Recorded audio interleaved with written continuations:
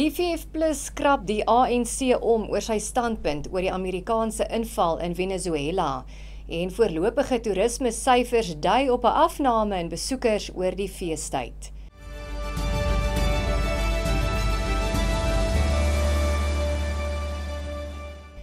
Goeiemiddag en baie welkom by die Afrikaanse nuusbulletin op Pretoria FM.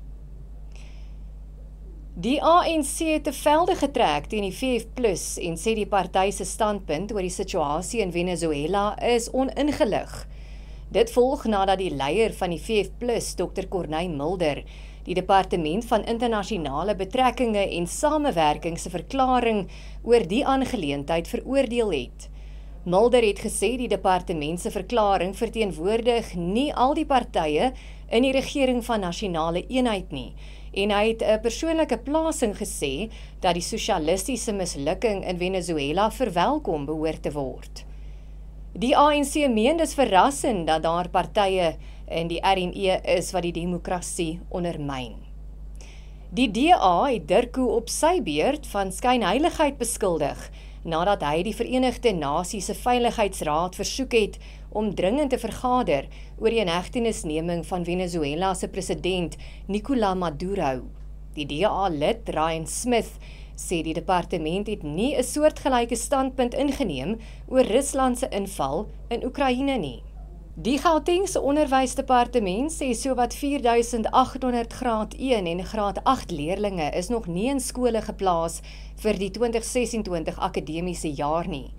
Volgens die departement is dit 1,5% van die meer as 358.000 aansoeke wat vir die nuwe skooljaar ontvang is.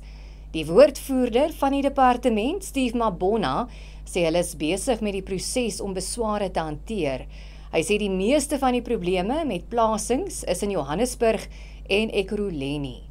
Die departement sê hy gaan geen laat aansoeke aanvaar nie, terwyl daar reeds meer as 11,000 laat aansoeke ingedien is. City Power het 6 kontrakteurs in Fortsburg in Johannesburg betrap toe hulle die ondergrondse kraginfrastruktuur met opset beskadig het.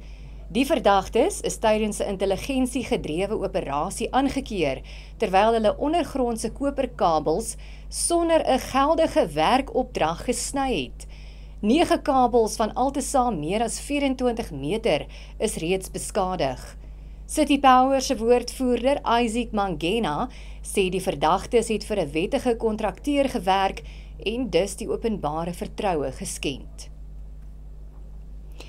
Die Toerismebedryfvereniging en die Gasvryheidsvereniging van Suid-Afrika vir DASA sê die teleurstellende prestasie in die toerismebedryf tydens die feesseisoen is weens die land se infrastruktuur.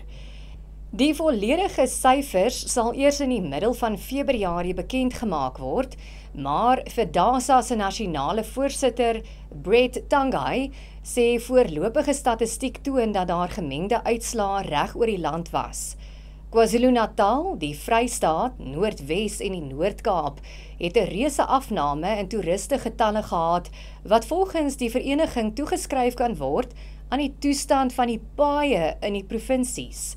Die departement van vervoer se woordvoerder Colin Msibi sê die departement ondersteun die provinsies om paaie in stand te hou deur die befondsing van meer as 10 miljard rand per jaar. En dit bring ons pad aan die einde van die nuusbulletin op hierdie Dinsdag. Jy moet 'n pragtige aand hê en 'n mooi Woensdag, dan maak ons môre weer so.